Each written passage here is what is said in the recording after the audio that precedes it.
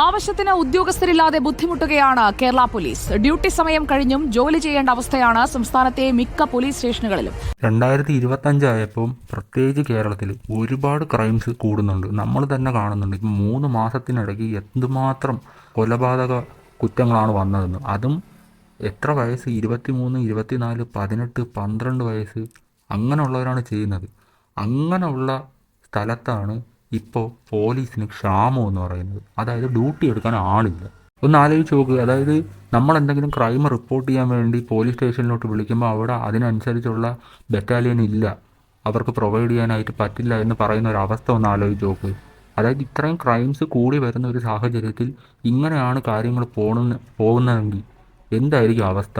ഇപ്പോൾ 2-3 ദിവസമായിട്ട് വാർത്ത എടുത്ത് നോക്കിയാൽ ഇത് മാത്രമേ കാണാനുള്ളൂ. അതായത് സേനയിൽ ആൾ കുറവാണ്, ഡ്യൂട്ടി എടുക്കാൻ ആളില്ല, അവരുടെ മാനസിക സംഘർഷം എല്ലാം. നിങ്ങളൊരു കാര്യം മനസ്സിലാക്കാനുള്ളതെന്ന് പറഞ്ഞാൽ പോലീസുകാരും മനുഷ്യരാണ്, അവർക്കും മെൻ്റൽ സ്ട്രെസ് ഉണ്ടാവും. ഇതൊന്നും ആരും ഒന്നും കൺസിഡർ ചെയ്യുന്നില്ല എന്നുള്ളതാണ് മറ്റൊരു സത്യം. ഇവർക്ക് മെൻ്റൽ സ്ട്രെസ് ഉണ്ടാകുമ്പോൾ ഇവരെന്താണ് ചെയ്യുന്നത്? പോലീസുകാർ പലരും ബാക്കിയുള്ളവരുടെ മെക്കിട്ട് കയറാൻ തുടങ്ങും. അതായത് പബ്ലിക്കിൻ്റെ മണ്ടയിലോട്ട് കയറാൻ തുടങ്ങും. ഈ ഫ്രസ്ട്രേഷൻ എവിടെയെങ്കിലും തീർക്കണ്ടേ? അത് ചിലപ്പോൾ നമ്മളെ മണ്ടയിലോട്ടാകും. ഇങ്ങനെ ക്രൈം കൂടി വരുമ്പോഴും നമ്മൾ എന്ത് വിശ്വസിച്ച് നമ്മളിവിടെ വീട്ടിൽ സ്വസ്ഥമായിട്ട് കിടന്നുറങ്ങും? കാരണം നമ്മളെ കാവൽ പോലീസ് ഉണ്ടെന്ന ഒരു വിശ്വാസത്തിലാണ് നമ്മൾ നിൽക്കുന്നത്. കാരണം ഒരു സ്ഥലത്തെ ക്രമസമാധാനം നോക്കേണ്ടത് പോലീസാണ്. ആ പോലീസിൽ ഡ്യൂട്ടി എടുക്കാൻ ആളില്ലെന്ന് പറഞ്ഞാൽ അതെന്തുമാത്രം ഗുരുതരമായിട്ടുള്ള പ്രശ്നമാണ്. എന്നിട്ട് അത് ആരും അഡ്രസ്സ് ചെയ്യുന്നില്ല, ആരും അത് ചർച്ചയാക്കുന്നില്ല എന്നുള്ളതാണ് മറ്റൊരു കാര്യം. ഈ രാഷ്ട്രീയക്കാരൊക്കെ എന്താണ്, ഉറക്കമാണോ? ഈ നേതാക്കളെന്ന് പറഞ്ഞ് നടക്കുന്നവരൊക്കെ എവിടെയാണ്? അവർക്ക് ചുറ്റും പോലീസ് കാണും, അവർക്ക് എപ്പോഴും കാവലും കാണും. അതുപോലെ അല്ല സാധാരണക്കാർക്ക്. ഈ മെൻ്റൽ ഹെൽത്ത് എന്ന് പറയുന്നത് ശരിക്കും ഇപ്പോഴും ഈ ഒരു കാലഘട്ടത്തിലും ഭയങ്കര കോമഡി ആയിട്ടാണ് എല്ലാവരും കണക്കാക്കുന്നത്. മെൻ്റൽ ഹെൽത്ത് എന്നൊക്കെ പറയുമ്പോൾ പലർക്കും ചിരിയാണ്. അവർക്ക് ശരിക്കും ഇതിനെപ്പറ്റിയുള്ള സീരിയസ് ആയിട്ടുള്ള ഇഷ്യൂസ് എന്താണെന്നൊന്നും ഒരു ഐഡിയ ഇല്ല. അതുകൊണ്ടാണ് പുച്ഛിച്ച് തള്ളുന്നത്. ഞാൻ ജസ്റ്റ് ഒരു വാർത്ത ഇവിടെ വയ്ക്കാം. വേറൊന്നുമല്ല, ഒരു 5 വർഷത്തിനിടയ്ക്ക് പോലീസുകാരുടെ കണക്ക് മാത്രമാണ് ഞാൻ ഈ പറയുന്നത്. 5 വർഷത്തിനിടയ്ക്ക് 90 പോലീസുകാരാണ് സൂയിസൈഡ് ചെയ്തേക്കുന്നത്. അതും താഴ്ന്ന, അതായത് ലോവർ ഡിവിഷൻ ആയിട്ടുള്ള ആളുകളാണ് കൂടുതലും സൂയിസൈഡ് ചെയ്തിരിക്കുന്നത്. കൂടുതൽ പോലീസുകാരും ജോലിയിലുള്ള സ്ട്രെസ്സ് കാരണമാണ് ആത്മഹത്യ ചെയ്തേക്കുന്നത്. അങ്ങനെ റിപ്പോർട്ടും വന്നിട്ടുണ്ട്. നിങ്ങൾക്ക് ജസ്റ്റ് ഒന്ന് ഗൂഗിൾ ചെയ്ത് നോക്കിയാൽ കിട്ടാവുന്നതേ ഉള്ളൂ ഇതൊക്കെ. അതായത് മേലുദ്യോഗസ്ഥൻ്റെ പ്രഷർ കാരണം എത്ര പോലീസുകാരാണ് സൂയിസൈഡ് ചെയ്തെന്നു. അതേപോലെ ജോലി ഭാരം, ഇതൊന്നും ആരും ഇവിടെ അഡ്രസ്സ് ചെയ്യുന്നില്ല. ഏകദേശം 90 പേരാണ്. 90 പേര് 5 വർഷത്തിനിടയ്ക്ക് 90 പേര്. ശരാശരി ഒരു വർഷം കണക്ക് കൂട്ടുകയാണെങ്കിൽ 18 പേരാണ് സൂയിസൈഡ് ചെയ്യുന്നത്. ഇതൊന്നും ആരും അഡ്രസ്സ് ചെയ്യുന്നില്ല. ഇത്രയും പ്രശ്നങ്ങൾ ഇവിടെ അഡ്രസ്സ് ചെയ്യുന്നുണ്ട്. അതായത് സൂയിസൈഡ് കൂടുന്നുണ്ട്, പോലീസുകാരുടെ ജോലി ഭാരം കൂടുന്നുണ്ട്, ആളില്ല, ഡ്യൂട്ടി എടുക്കാൻ ആളില്ല, ഇതെല്ലാം ചർച്ച ചെയ്യുന്നുണ്ട്. പക്ഷേ ഇപ്പോഴും CPO റാങ്ക് ലിസ്റ്റ് ഇപ്പോഴും 30% കൂടുതൽ ആൾക്കാരെ എടുത്തിട്ടില്ല. അവരെന്തുകൊണ്ടാണിത് ഒരു സീരിയസ് പ്രോബ്ലമായിട്ട് എടുക്കാത്തതെന്നും എനിക്കൊരു ഐഡിയയും കിട്ടുന്നില്ല. കാരണം ഒരു സേനയിൽ ആൾ കുറവായിട്ട് ഇത്രയും ഒരു മോശം കണ്ടീഷനിൽ പോകുമ്പോഴും വെറും 30% ആളുകൾ മാത്രമാണ് റാങ്ക് ലിസ്റ്റിൽ നിന്ന് ഉൾപ്പെടുത്തിയിട്ടുള്ളത്. അവരൊക്കെ പഠിച്ച് ജോലി നേടിയവരാണ്. അവർ വേറൊന്നുമല്ല, പിൻവാതിൽ നിയമനം ഒന്നുമല്ല ചോദിക്കുന്ന. പഠിച്ച് കിട്ടിയ ജോലിക്ക് പോസ്റ്റിംഗ് കൊടുക്കുക. നിങ്ങൾ പിന്നെ എന്തിനാണ് ഈ പരീക്ഷ നടത്തുന്നത്? വേക്കൻസി ഇല്ലെങ്കിൽ പരീക്ഷ നടത്താൻ പോകരുത്. പിന്നെ എന്തിനാണ് ഈ പരീക്ഷ നടത്തുന്നത്? ഓരോ വർഷം നമ്മൾ ഇത്രയും പരീക്ഷ നടത്തി എന്ന് കാണിക്കാൻ വേണ്ടിയാണോ? അങ്ങനെയാണെങ്കിൽ അങ്ങനെ പറഞ്ഞ് നടത്തി, അപ്പോൾ ആളുകൾ വന്ന് എഴുതൂലല്ലോ. നിങ്ങൾക്ക് പരീക്ഷ നടത്തിയാൽ പോരെ? ജോലി കൊടുക്കാൻ വയ്യ, വേക്കൻസി ഇല്ലെങ്കിൽ പിന്നെ എന്തിനാണത് റിപ്പോർട്ട് ചെയ്യുന്നത്? പരീക്ഷ എഴുതണം, ജോലി കിട്ടാൻ വേണ്ടി പിറകെ നടക്കണോ? പരീക്ഷ എഴുതി കിട്ടുന്നതാണ്. അത്രയ്ക്കും കഷ്ടപ്പെട്ടാണ് പഠിക്കേണ്ടത്. PSC ടെസ്റ്റ് എഴുതിയവർക്ക് മനസ്സിലാവും. ഒരു എക്സാം ക്രാക്ക് ചെയ്യുക എന്ന് പറഞ്ഞാൽ അത്ര എളുപ്പമുള്ള കാര്യമല്ല. ഞാൻ ഇത് പറയാൻ കാരണം എന്ന് പറഞ്ഞാൽ ഞാനും PSC ട്രൈ ചെയ്യുന്ന ഒരാളാണ്. അതുകൊണ്ട് എനിക്കറിയാം എന്തുമാത്രം കഷ്ടപ്പാടാണെന്ന്, എന്തുമാത്രം ടോപ്പിക്ക് കവർ ചെയ്യണം, എന്തുമാത്രം സിലബസ് കവർ ചെയ്യണം. ഇതെല്ലാം കഴിഞ്ഞ് ടെസ്റ്റ്, ഫിസിക്കൽ ടെസ്റ്റും ഉണ്ട്, ഇതും പാസ്സാവണം പോലീസിന്. ഇതെല്ലാം കഴിഞ്ഞാണ് ഇവരവിടെ വന്ന് നിൽക്കുന്നത്.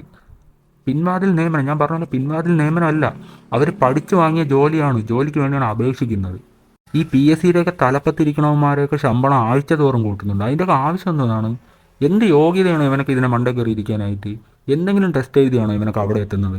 ടെസ്റ്റ് എഴുതി കഷ്ടപ്പെട്ടാണ് കയറിയതെങ്കിൽ ഒരിക്കലും ഈ ഉദ്യോഗാർത്ഥികളോട് ഇത്രയും ഒരു അവഗണന അവർ കാണിക്കില്ല. അത് 100% ഉറപ്പാണ്.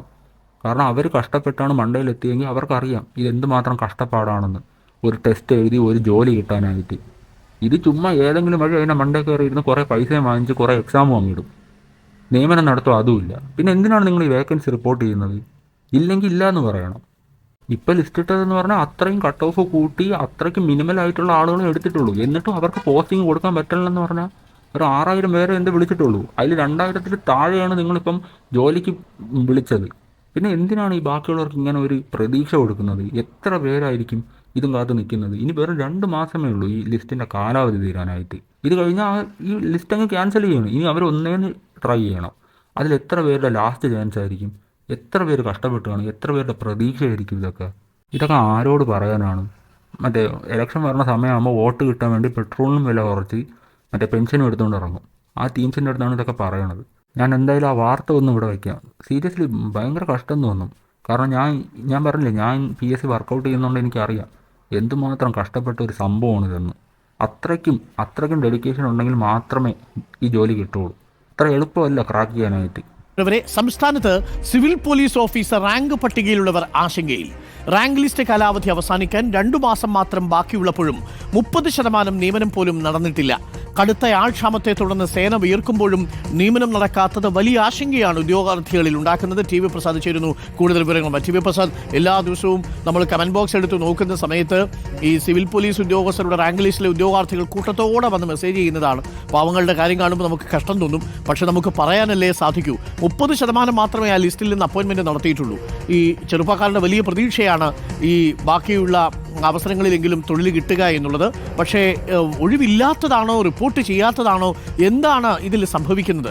ലിസ്റ്റ് നിലവിലുണ്ട്, കാലാവധി ഇനി 2 മാസത്തിനുള്ളിൽ അവസാനിക്കുകയും ചെയ്യും. പ്രതീക്ഷ വല്ലതും ബാക്കി വെക്കണോ TV പ്രസാദ് ഉദ്യോഗാർത്ഥികൾ? Good morning Arun. Good morning. ഈ ഉദ്യോഗാർത്ഥികളുടെ ഈ പ്രതിഷേധം നമ്മുടെ കമൻറ്റ് ബോക്സിൻ്റെ താഴെ നമ്മൾ നിരന്തരം കണ്ടിട്ടുള്ളതാണ്. കമൻറ്റ് ബോക്സിൽ മാത്രമല്ല, നമ്മുടെ ഫോണുകളിലേക്കും ഒരു ദിവസം വരുന്ന ഏറ്റവും ചുരുങ്ങിയ ഫോൺ കോളിൽ ഒരു 5 എണ്ണമെങ്കിലും ഇവരുടേതായിട്ടുണ്ട്. അരുൺ, ഇവരുടെ ആശങ്ക ശരിയാണ്. ഇവരുടെ ആശങ്ക കാരണം കഴിഞ്ഞ 2 തവണ റാങ്ക് ലിസ്റ്റ് അവസാനിക്കുമ്പോഴും സെക്രട്ടേറിയറ്റിന് മുന്നിലുണ്ടായ അതിരൂക്ഷമായ സമരങ്ങൾ നമ്മൾ കണ്ടതാണ്. കഴിഞ്ഞ തവണത്തെ റാങ്ക് ലിസ്റ്റ്, അതായത് 24-ൽ അവസാനിച്ച റാങ്ക് ലിസ്റ്റിൻ്റെ പ്രധാനപ്പെട്ട പ്രശ്നമായി ഉണ്ടായിരുന്നത് അന്ന് ഏതാണ്ട് 14,000-ഓളം പേരെ ലിസ്റ്റിൽ ഉൾപ്പെടുത്തി. അതിൽ 32% പേർക്ക് മാത്രമാണ് അന്ന് നിയമനം കൊടുത്തത്. വലിയ തോതിലുള്ള സമരം നടന്നു. റാങ്ക് ലിസ്റ്റിൻ്റെ കാലാവധി നീട്ടാൻ തയ്യാറായില്ല. അങ്ങനെയാണ് സർക്കാർ പിന്നീട് ആ വലിയ ലിസ്റ്റ് ഉണ്ടാക്കണ്ട, ലിസ്റ്റ് ചുരുക്കാം എന്ന് പറഞ്ഞ് 2000-ൽ താഴെ 1800 ആളുകളെ മാത്രം ഉൾപ്പെടുത്തിക്കൊണ്ടുള്ള ഒരു ലിസ്റ്റ്, 6000 പേരെ മാത്രം ഉൾപ്പെടുത്തിക്കൊണ്ടുള്ള ഒരു ലിസ്റ്റ് ഉണ്ടാക്കുന്നത്. ഒരു അവസ്ഥ ആലോചിച്ച് നോക്കണേ. അവരാ കഷ്ടപ്പെട്ട് പഠിച്ച് ജോലിയും വാങ്ങണം, എന്നാൽ തെരുവിലിറങ്ങി സമരവും ചെയ്യണം. അതിനുവേണ്ടി ജോലിക്ക് വേണ്ടി പിറകെ നടക്കണം. ആ ഇടയ്ക്ക് മറ്റേ ബോഡി ബിൽഡിങ്ങിന് ഒരുത്തന പിന്നെ അതിൽ കൂടെ നിയമനം നടത്താൻ നോക്കിയല്ലോ, ഏജ് ഓവറായിട്ട് പോലും ആ ഒരു പരിഗണന പോലും ഇവർക്ക് കൊടുക്കുന്നില്ലല്ലോ. നിങ്ങൾ കഷ്ടമാണ് വല്ലാത്ത. കഴിഞ്ഞ പ്രാവശ്യം ലിസ്റ്റ് ഇട്ടപ്പോൾ ആൾ കൂടിപ്പോയെന്ന്, എന്നാൽ ഇപ്രാവശ്യം കുറച്ച് കളയാമെന്നും പറഞ്ഞാണ് ഇപ്പം 6000 പേരാക്കിയത്. എന്നിട്ടും അതിൽ നിന്ന് 2000-ന് താഴെയാണ് ആളുകളെ വിളിച്ചത്. എന്തൊക്കെയാണ് നിങ്ങൾ ഈ കാണിച്ചു കൂട്ടുന്നത്? ഇതിൻ്റെ ഇടയിൽ വനിതാ CPO അവരുടെ ലിസ്റ്റിൻ്റെ കാര്യം ഇതൊക്കെ തന്നെയാണ്. ഞാൻ ഇടയ്ക്ക് പത്രത്തിൽ വായിച്ചിട്ടുണ്ടായിരുന്നു. ഒരു 2-3 ആഴ്ച ആവുള്ളൂ ഞാൻ ആ ന്യൂസ് തപ്പിയിട്ട് കണ്ടില്ല. അതായത് കോഴിക്കോട് 1ാം റാങ്ക്, ഈ എക്സാമിന് 1ാം റാങ്ക് വാങ്ങിച്ച ഒരു ലേഡിക്ക് പോലും ജോലിക്ക് പ്രവേശിക്കാൻ കഴിഞ്ഞിട്ടില്ല. ഞാൻ ചോദിക്കുന്നത് ഇവിടുത്തെ ഫെമിനിസ്റ്റുകളൊക്കെ എവിടെയെന്നാണ്. അവരോടാണ് എൻ്റെ ചോദ്യം. കാരണം ഈ മെന്നിൻ്റെ കാര്യം വിടും, ആണുങ്ങളുടെ കാര്യം ഒരു സൈഡിൽ നിൽക്കട്ടെ. ഒരു ലേഡിയാണ് 1ാം റാങ്ക് വാങ്ങി, ആ ആൾക്ക് ജോലി കിട്ടിയില്ല എന്ന് പറഞ്ഞാൽ നിങ്ങളൊക്കെ പിന്നെ എന്തിനാണ് ഈ ഫെമിനിസം എന്ന് പറഞ്ഞ് തൂക്കിക്കൊണ്ട് നടക്കുന്നത്? അല്ലെങ്കിൽ ഏതെങ്കിലും നടിക്ക് എന്തെങ്കിലും പീഡനം സംഭവിക്കുമ്പോൾ മാത്രം, അല്ലെങ്കിൽ നിങ്ങൾ സെക്ഷലി ഉള്ള കാര്യങ്ങളിൽ മാത്രമേ നിങ്ങൾ തലയിടുള്ളൂ എന്നെവിടെയെങ്കിലും എഴുതി വെച്ചിട്ടുണ്ടോ? എവിടെയാണ് നിങ്ങളൊക്കെ? ഈ ഇങ്ങനത്തുള്ള കാര്യങ്ങൾക്ക് വേണ്ടി നിങ്ങൾ സംസാരിച്ചില്ലെങ്കിൽ പിന്നെ എന്ത് ഫെമിനിസ്റ്റാണ്? ഞാൻ ഒരാൾ, എൻ്റെയും ഫ്രണ്ട് ലിസ്റ്റിൽ കുറേ എണ്ണമുണ്ട് ഈ ഫെമിനിസ്റ്റ് എന്നും പറഞ്ഞ് നടക്കുന്ന. ഒരെണ്ണം ഇതിനെപ്പറ്റി സംസാരിക്കണം ഞാൻ കേട്ടിട്ടില്ല. ഷെയർ ചെയ്യും, പോസ്റ്റ് ഷെയർ ചെയ്യും. എന്തെന്നാ, ഏതെങ്കിലും നടിക്ക് എന്തെങ്കിലും സംഭവിക്കുമ്പോൾ സെക്ഷലി അസോൾട്ട് ചെയ്യുമ്പോൾ മാത്രം കുറേ എണ്ണം പൊക്കി പിടിച്ചുകൊണ്ട് വരും, ഞാൻ ഫെമിനിസ്റ്റ് ആണ് എന്ന്. അതങ്ങനെ കുറേ എണ്ണം. പിന്നെ ഈ മെൻ അസോസിയേഷൻ, അവരുടെ കാര്യം എടുത്ത് പറയണ്ടല്ലോ, അത് പണ്ടേ കോമഡി ആയിട്ടുള്ളൊരു സംഭവമാണ്. അതുകൊണ്ട് ഞാൻ ഇവിടെ അതിൻ്റെ കാര്യമൊന്നും എടുത്ത് പറയണില്ല. പക്ഷേ ഈ ഫെമിനിസ്റ്റ് അത് പറയാതിരിക്കാൻ വയ്യടേ. ഞാൻ കണ്ടിട്ടുണ്ട് ഈ സെക്ഷലി അസാൾട്ട് ചെയ്യുമ്പോൾ മാത്രമല്ലടേ നിങ്ങൾ വാതുറക്കം ഉള്ളത്. അത് നിങ്ങളൊന്ന് ആദ്യം മനസ്സിലാക്കുക. ഇങ്ങനെയുള്ള കാര്യങ്ങൾക്ക് സ്ത്രീകൾക്കൊരു സപ്പോർട്ട് കൊടുക്കുക.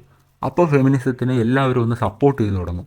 അല്ലാതെ നിങ്ങളുടെ പേഴ്സണൽ താല്പര്യത്തിന് വേണ്ടി മാത്രം കുറേ പേരെ സപ്പോർട്ട് ചെയ്യുള്ളൂ, ഈ ഫെയിമുള്ളവരെ മാത്രമേ സപ്പോർട്ട് ചെയ്യുള്ളൂ, എനിക്ക് ഫെയിം കിട്ടുന്ന രീതിയിൽ ഞാൻ സപ്പോർട്ട് ചെയ്യുള്ളൂ എന്നും പറഞ്ഞുകൊണ്ടിരുന്നാൽ അവിടെ ഇരിക്കത്തേ ഉള്ളൂ.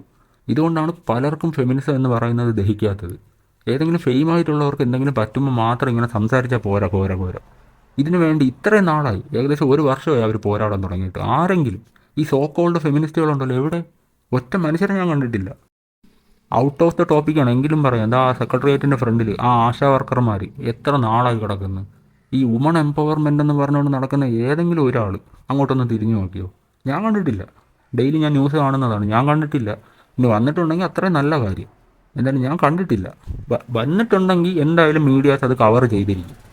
ഈ സോ കോൾഡ് ഫെമിനിസ്റ്റുകളൊക്കെ ഉണ്ടല്ലോ, ഒരുപാടെന്ന് പറഞ്ഞാൽ എൻ്റെ പൊന്ന്, തട്ടി നടക്കാൻ പറ്റാത്തത്ര ആൾക്കാരുണ്ട് ഫെമിനിസം പറയാനായിട്ട്. ഒറ്റ ഒന്നിനും ഞാൻ വഴിക്ക് കണ്ടില്ല. എന്തോ ആയിക്കോട്ടെ, നിങ്ങളെ ഇതിൽ പറഞ്ഞാൽ അവിടെ കിടക്കുന്നത് സ്ത്രീകളാണ് അവിടെ കിടന്ന് വെയിലും മഴയും എല്ലാം കൊള്ളുന്നത്. തിരിഞ്ഞ് നോക്കിയിട്ടുണ്ടോ ആരെങ്കിലും? ഇവിടുത്തെ സിസ്റ്റം ഒന്നും മാറാതെ ഒരു കാര്യം ഇവിടെ നടക്കാൻ പോണില്ല. ഈ PSCയുടെ തലപ്പത്തൊക്കെ ഇരിക്കുന്നവർക്ക് എന്ത് ക്വാളിഫിക്കേഷൻ ഉണ്ട്? ഒരു തരത്തിലുള്ള ക്വാളിഫിക്കേഷൻ ഉണ്ടെന്ന് എനിക്ക് തോന്നുന്നില്ല. അവരെങ്ങനെയോ അവിടെ എത്തി, കുറേ ശമ്പളം വാങ്ങിച്ച് തിന്ന് അവിടെ ഇരിക്കുന്നു. ഇതല്ലാതെ അവരെന്തുവാണ് ചെയ്യുന്നത്? പരീക്ഷ നടത്തുന്നുണ്ട്, കറക്റ്റായിട്ട് അവർക്ക് നിയമനം നടത്തി എന്താണ്? പരീക്ഷ നടത്തി അവർ കഷ്ടപ്പെട്ട് എഴുതി, എക്സാം എഴുതി എടുത്ത് ജോലി കിട്ടുമെന്നൊരു പ്രതീക്ഷ അവരുടെ കയ്യിലെത്തുമ്പോൾ ആ പ്രതീക്ഷയാണ് നിങ്ങൾ തട്ടിക്കളയുന്നത്. ഞാൻ ഒരു ന്യൂസും കൂടെ ഇവിടെ വയ്ക്കും. ഒരു 11 മാസം മുമ്പ് വന്നതാണ്. ഇതേ CPO ലിസ്റ്റിനെ പറ്റിയുള്ള ഒരു കാര്യമാണ്. അതും കൂടെ ഞാൻ എന്തായാലും ഇവിടെ വയ്ക്കാം. അത് ഏത് വർഷത്തെയാണെന്ന് ഞാൻ വിട്ടുപോയി. ഞാൻ എന്തായാലും ന്യൂസ് ഇവിടെ വയ്ക്കാം. Civil police officer rank list കാലാവധി ഇന്ന് അവസാനിക്കും. കഴിഞ്ഞ ഏപ്രിലിൽ നിലവിൽ വന്ന 13,975 പേരുടെ പട്ടികയിൽ 3,383 പേർക്ക് മാത്രമാണ് ഇതുവരെ നിയമനം ലഭിച്ചത്. റാങ്ക് ലിസ്റ്റ് കാലാവധി തീരുന്നതോടെ ഇനി എന്തെന്ന ചോദ്യത്തിൽ വഴിമുട്ടി നിൽക്കുകയാണ് 10,000-ഓളം വരുന്ന ഉദ്യോഗാർത്ഥികൾ.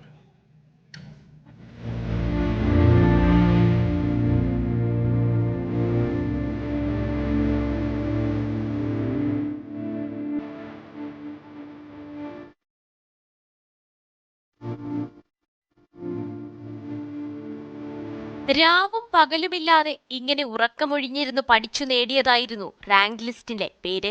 പക്ഷേ ഇന്ന് രാത്രി 12 മണിയോടെ വെള്ളത്തിൽ വരച്ച വര പോലെ ആ പേരും മാഞ്ഞു പോകാൻ ഒരുങ്ങുകയാണ്. രാത്രി 12 മണിയാകുമ്പോൾ ഞാൻ റാങ്ക് ലിസ്റ്റിന്റെ കാലാവധി അവസാനിക്കുക. ഇന്ന് ഞങ്ങളോട് വന്നത് തന്നെ ഞങ്ങളുടെ കുടുംബത്തിലെ ഒരു അംഗം മരിച്ചു കഴിഞ്ഞാൽ അതിന്റെ ശവസംസ്കാരം കഴിയുന്നിടം വരെ കൂടെ നിൽക്കുക എന്നൊരു ധാർമ്മികമായ ഉത്തരവാദിത്വം ഞങ്ങൾ ഓരോരുത്തർക്കും ഉണ്ട്. ഞങ്ങളെല്ലാവരും ഒരു കുടുംബത്തിന്റെ ഭാഗമായിട്ടാണ് ഈ 5 വർഷക്കാലമായിട്ട് ഒരു പോലീസ് എന്ന് പറഞ്ഞ സ്വപ്നത്തെ മുന്നിൽ കണ്ടുകൊണ്ട് നിന്നത്. ഒന്നെങ്കിൽ നാളെ ഒരുപാട് പേര് മരിച്ചു വീഴും, അതല്ല എങ്കിൽ ഒരുപാട് പേരെ ഭ്രാന്താശുപത്രിയിൽ കാണേണ്ടി. അവസാന നിമിഷം വരെ ലാസ്റ്റ് പോയിന്റ് ആ വാർത്ത കണ്ടില്ല. അന്ന് 12 മണി, ഇത് 11 മാസം മുമ്പുള്ള വാർത്തയാണ്. എങ്കിലും ഞാൻ പറയാണ്, 12 മണിക്ക് അവരുടെ കാലാവധി കഴിയും. എന്നിട്ട് അവസാന നിമിഷം എന്തെങ്കിലും സംഭവിക്കുന്ന ഒരു ഹോപ്പിലാണ് അവരവിടെ നിൽക്കുന്നത്. ഇപ്പോഴും ഇത്രയും ഇത് ചെയ്തിട്ട് ഈ സർക്കാരിനെ സപ്പോർട്ട് ചെയ്യാൻ കുറേ പേര് കാണും. അതൊക്കെ വെറും അന്തമാണ്. ഈ അന്തം അവന്മാരുടെ അടുത്തൊന്നും സംസാരിച്ചിട്ട് ഒരു കാര്യമില്ല. കാരണം ഈ പരീക്ഷയ്ക്ക് പഠിച്ച് മെയിൻ ലിസ്റ്റിൽ വന്ന് ജോലിക്ക് കയറാമെന്ന് പറഞ്ഞാൽ ചെറിയൊരു കാര്യമില്ല.